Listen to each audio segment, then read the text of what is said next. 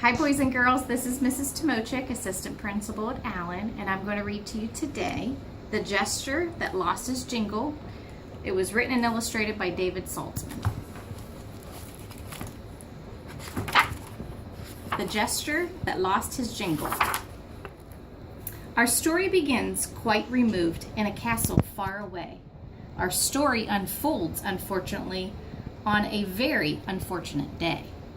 You see, this morning, when the world awoke, no one was in any mood to joke. But one was still happy and bubbled with joy, for he played with life as you play with a toy. He would dance to its rhythm, being light on his feet. He would sing to its tune, which was a gentle and sweet. For he was the Jester, and gesture would he, to make people laugh and fill them with glee. He had a special helper, as any jester should, a friend by the name of Farley, a piece of talking wood. He carried Farley all over the place. The two were quite a pair. They viewed life as a carnival, a fun-filled, festive fair. But today, when the jester got wrong, how could he have known that something was wrong? When he started his routine and strutted on stage, how could he have known that the king was in rage? So he sang a funny song, and he walked his funny walk, and he danced his funny dance, and he talked his funny talk. But nobody giggled, nobody yuckled, nobody laughed, and nobody chuckled. How mean they look. The jester has lost his jingle, the king yelled in dismay. His bells no longer tingle, that's all I have to say. Then without a thought and on a whim, the king decided to banish him. Banish me, sire, don't send me away. Why is your high highness so down on this fine day? But the king gave no answer, he said nothing more, merely pointed his finger toward the front door. The jester walked out slowly, and a tear fell from his face, for he'd never left the kingdom, never wandered from this place. And once outside, the jester cried, "Oh, Farley, I fear what they say is quite true. I'm no longer funny. My career is quite through." "That's nonsense," claimed Farley. "You're still funny, I say. You were funny last week, and you're still funny today. It seems a nasty rumor, but laughter must be dead. The world has lost its sense of humor," Farley sadly said. "Then it isn't me at all. It's the world that must be sick. We must find that sense of humor and bring it back here quick." So off they went, our fearless two, to bring back laughter back to you.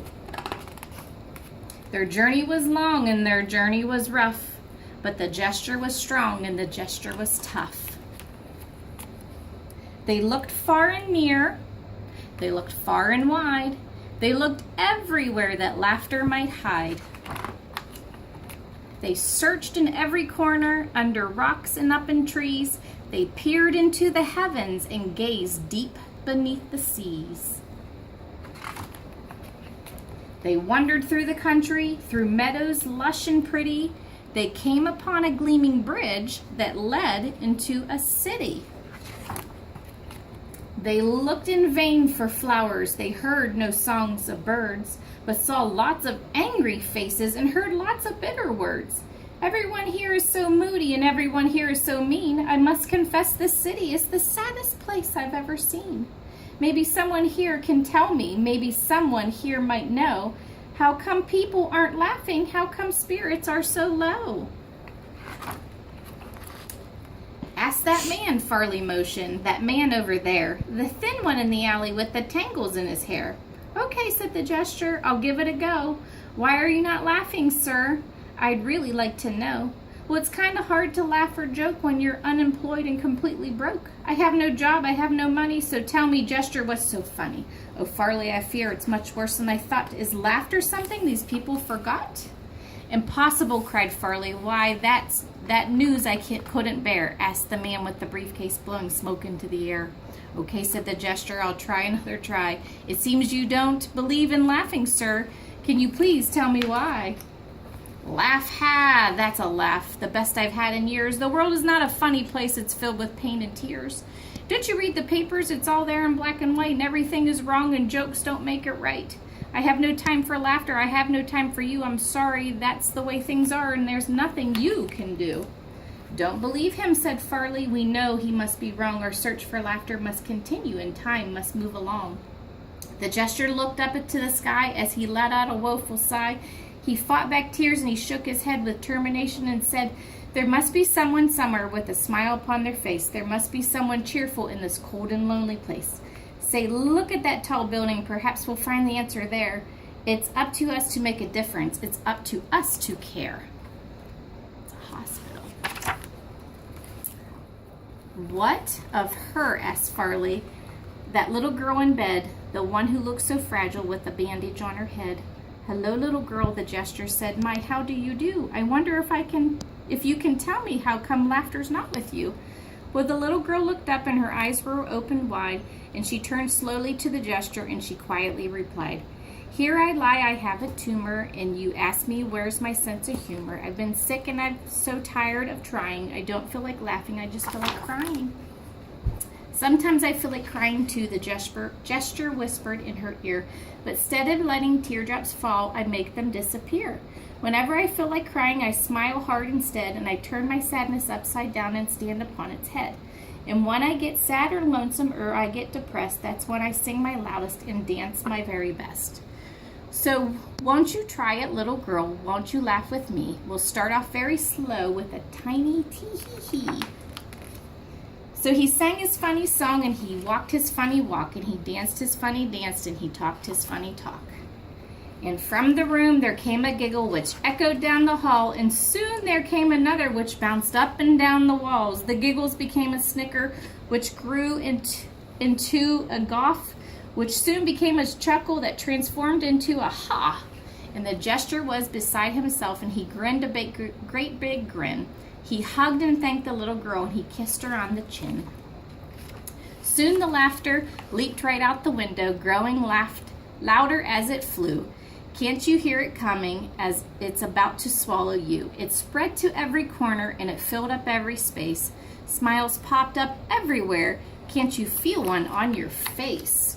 As the Jester ran back to the kingdom, he carried rainbows in his hands, and as people started laughing, color spread across the land.